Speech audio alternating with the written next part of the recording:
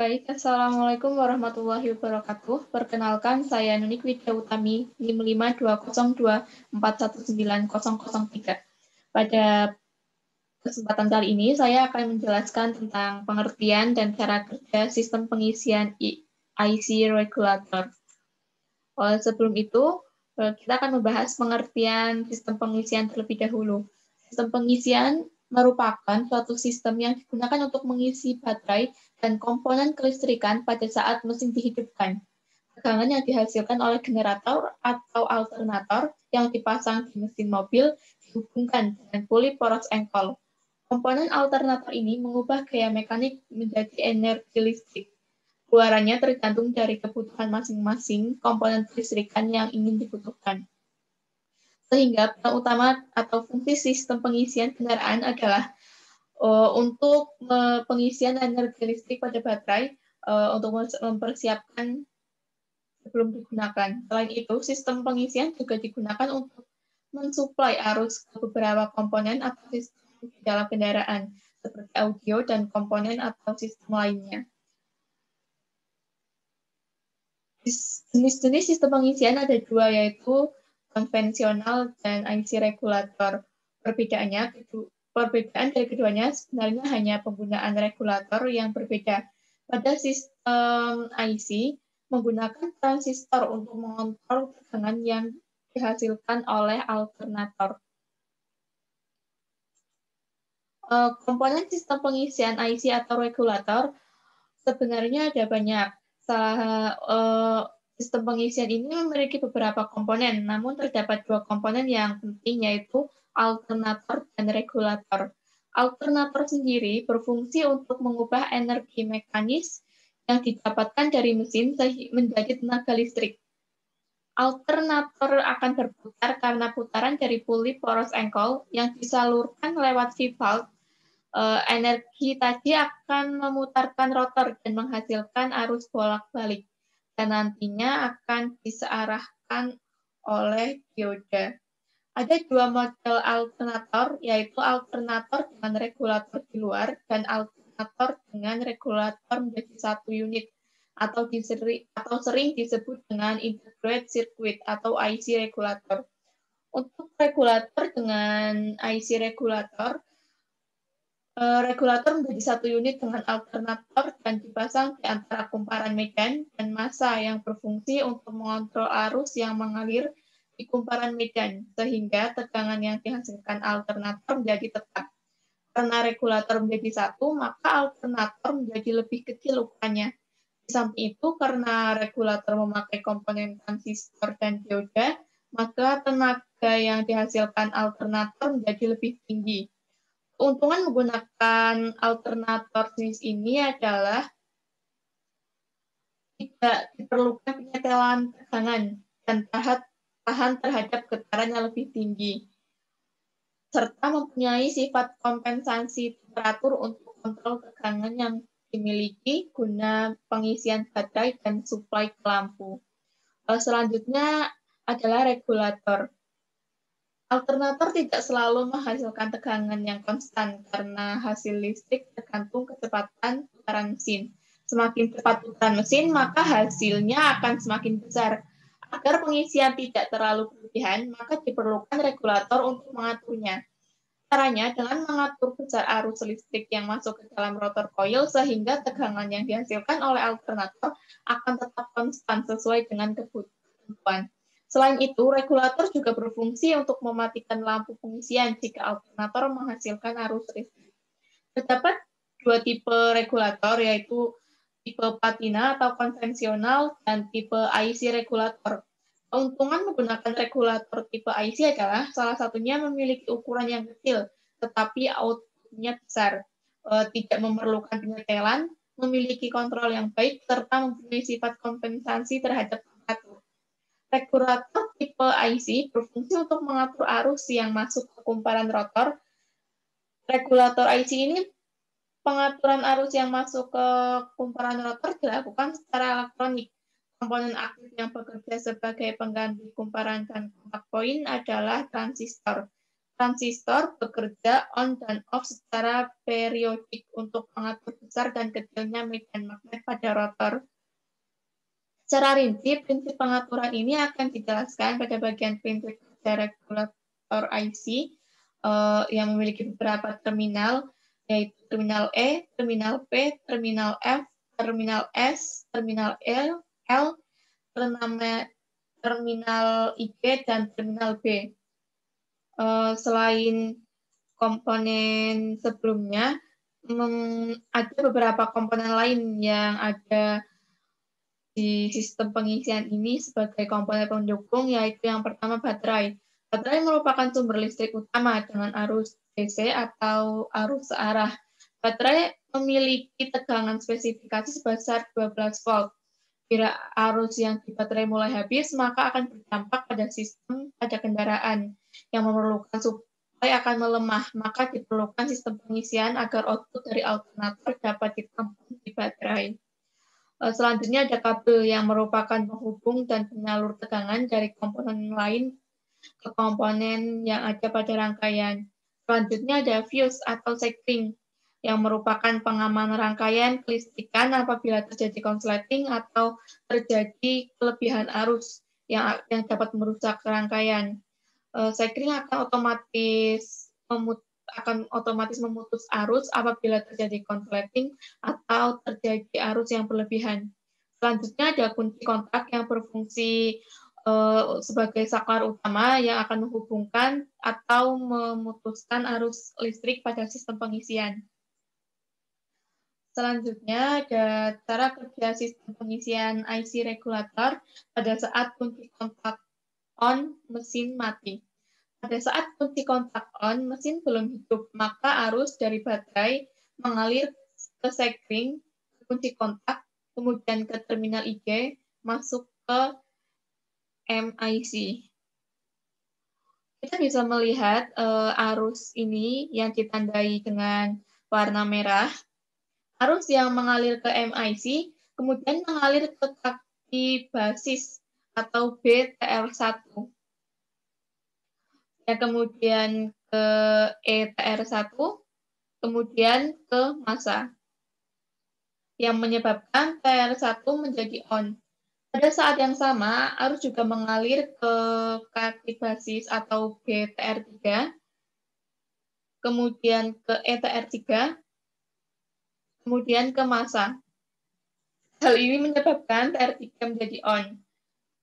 Aktifnya TR1 dan TR3 menyebabkan aliran arus mengalir dari baterai ke terminal B, ke kumparan rotor, ke terminal F, ke terminal C TR1, kemudian ke terminal E TR1, kemudian ke massa.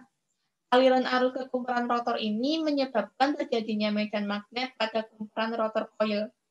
Pada saat yang sama, aktifnya TR3 menyebabkan arus mengalir dari baterai ke kunci kontak, ke lampu pengisian, ke terminal L regulator, ke terminal C TR3, dan ke terminal E TR3, kemudian ke massa. Aliran ini menyebabkan lampu pengisian akan menyala. Selanjutnya, cara kerja pada saat mesin hidup, tegangan alternator kurang dari 14 volt. Setelah mesin hidup, rotor coil akan terjadi kemagnetan berputar oleh poros engkol melalui tali kipas, sehingga pada kumparan stator akan terjadi tegangan AC yang kemudian tegangan akan disearahkan menjadi DC oleh dioda penyearah. Karena kumparan stator sudah menghasilkan tegangan, maka arus pada satu ujung kumparan stator mengalir dari terminal P yang kemudian akan diolah oleh MIC dan digunakan untuk mengalirkan arus ke basis atau terminal B TR2 sehingga TR2 menjadi on dan menghentikan aliran arus ke terminal B TR3 dan menjadi off. Karena TR3 off, maka aliran arus dari lampu ke massa melalui TR3 terhenti sehingga lampu tidak mendapat massa dan aktifnya TR2 menyebabkan aliran arus dari terminal IG ke terminal E TR2 ke terminal T TR2 ke terminal L kemudian ke lampu pengisian karena lampu kontak terdapat dua aliran arus dari L dan dari kunci kontak, maka tidak ada perbedaan tegangan sehingga lampu padam. Lampu padam juga dikarenakan tidak mendapat massa dari terminal TR3. Tegangan yang telah disearahkan oleh dioda mengalir ke terminal B, kemudian ke baterai, sehingga terjadi pengisian. Apabila tegangan yang dihasilkan alternator kurang dari 14 volt, maka terminal S tidak terdeteksi adanya kelebihan tegangan, sehingga MIC akan tetap memberikan arus ke terminal B TR1 dan ke TR1. Dan kemudian TR1 tetap on. Akibatnya arus dari dioda mengalir ke kumparan rotor, ke terminal F, ke terminal C TR1, ke terminal E TR1, dan ke massa. Hal ini menyebabkan medan magnet pada kumparan rotor coil tetap kuat. Jadi pada saat tegangan alternator kurang dari 14 volt, medan magnet pada rotor coil dipertahankan pada keadaan kuat sehingga tidak akan terjadi drop pada tegangannya. Selanjutnya kita akan membahas cara kerja saat mesin hidup tapi tegangan alternator lebih dari 14 volt. Berdasarkan gambar ini, jika tegangan putaran mesin yang dihasilkan lebih dari 14 volt, maka tegangan itu akan terdeteksi oleh komponen aktif di dalam MIC berupa dioda Zener pada terminal S. Aliran arus pada terminal S oleh MIC akan diolah dan difungsikan untuk menghentikan arus yang mengalir ke terminal B TR1 dan TR1 akan menjadi off. Apabila TR1 off, maka aliran arus dari dioda yang menuju kumparan rotor coil dan massa melalui TR1 akan terhenti, sehingga medan magnet pada kumparan rotor coil akan hilang. Aliran arus dari terminal P tetap mengalir selama mesin hidup untuk mempertahankan TR3 pada posisi off dan TR2 pada posisi on, sehingga lampu pengisian tetap padam. Jika medan magnet pada kumparan rotor hilang karena TR1 kondisinya off, maka tegangan yang dihasilkan oleh alternator akan turun. Jika TR1 menjadi on, maka arus dari dioda akan mengalir kembali ke kumparan rotor coil. Dari rotor coil akan mengalir ke terminal F, ke terminal C TR1, ke terminal E TR1, dan kemudian ke massa. Hal ini menyebabkan kemagnetan pada kumparan rotor coil kembali menguat dan kemudian menyebabkan output alternator kembali naik. Apabila kenaikan tegangan melebihi 14 volt, maka proses ini akan kembali ke proses awal sehingga tegangan akan kembali turun. Jika tegangan kurang dari 14 volt, maka proses akan kembali ke proses selanjutnya.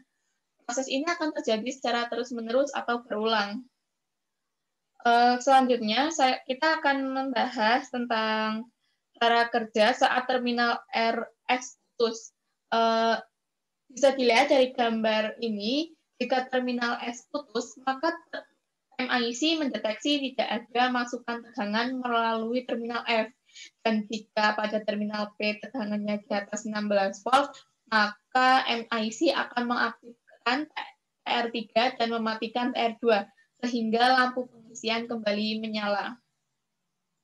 Berdasarkan masukan dari terminal P juga MIC akan menghentikan aliran arus ke terminal B TR1, sehingga TR1 menjadi tidak aktif atau off. Akibatnya, arus yang mengalir ke kumparan rotor menjadi terhenti, dan medan magnet pada kumparan rotor hilang. Hal ini menyebabkan tegangan di terminal P turun, dan jika penurunan tegangan ini sampai di bawah 16 volt, maka MIC akan mengembalikan arus ke terminal B TR1 sehingga TR1 akan on kembali, dan arus ke kumparan rotor kembali mengalir. Pada saat ini juga MIC akan on dan off, akan meng-on dan meng-off-kan terminal TR1 untuk mempertahankan tegangan output pada tegangan sekitar 13,3 sampai 16,3 volt yang bertujuan mempertahankan tegangan yang terlalu tinggi untuk melindungi alternator maupun IC regulator dari kerusakan, sehingga pengemudi dapat mengetahui dari indikator lampu pengisian yang menyala. Selanjutnya, ada cara kerja saat terminal B putus. Jika terminal B putus atau kabel yang menghubungkan B alternator dan baterai putus, maka pengisian pada baterai akan terhenti dan tegangan baterai semakin menurun. Kondisi ini dideteksi oleh MIC dari terminal S. Mendeteksi adanya tegangan yang besarnya kurang dari 13 volt, maka tidak ada masukan dari terminal B alternator. Sementara itu, pada terminal P terjadi tegangan di atas 16 volt.